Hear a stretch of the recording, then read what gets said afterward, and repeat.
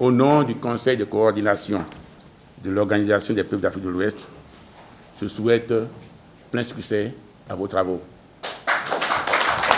L'Organisation des travailleurs de l'Afrique de l'Ouest en séance de travail à Cotonou.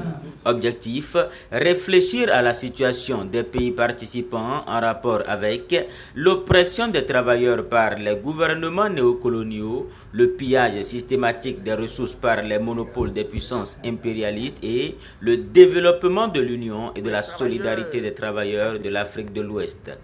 En Afrique, là, nos présidents ne se réunissent pas pour vraiment aider à régler les problèmes de nos peuples.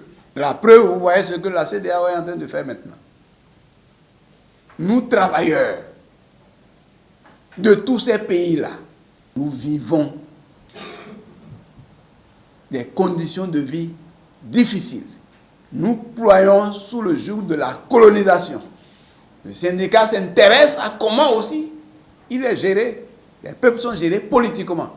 Invité d'honneur à cette rencontre, le président de l'Organisation des peuples de l'Afrique de l'Ouest a procédé au lancement officiel des travaux. Il a saisi l'occasion pour exposer aux participants les nombreux défis qui les attendent. Camarades, venus des différentes contrées de cette région, pendant que vous vous réunissez ici, aujourd'hui, notre sous-région est l'objet de grands complots impérialistes. Une guerre d'agression en cours dans la sous-région que l'on veut transformer en guerre interne où les peuples, où les travailleurs africains entre eux. L'impérialisme nous a divisés en petits groupes fractionnés de régions, colonies, États, religions, ethnies, clans, langue, profession et sexe, et a utilisé notre désunion pour nous dominer. Nous devons nous unir en tant que fiers successeurs de Marcus Garvey, Kwame Nkrumah, Amilcar Cabral, Sékou Touré, Modibo Keïta, Thomas Sankara, etc. et bien d'autres. Nous devons créer et instaurer, disons, la CEDEAO des peuples.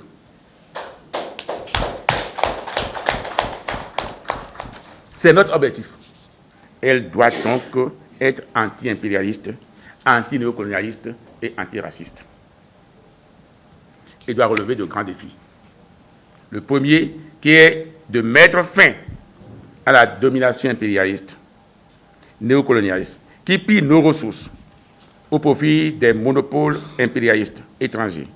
Le deuxième, lutter pour de meilleures conditions de vie et de travail des travailleurs de toute la sous-région. Le troisième, développer la solidarité agissante de lutte et de combat entre tous les travailleurs de l'Afrique de l'Ouest. D'abord, comme première chose, c'est la lutte contre l'impérialisme, contre le pillage de nos ressources, qui est l'élément premier.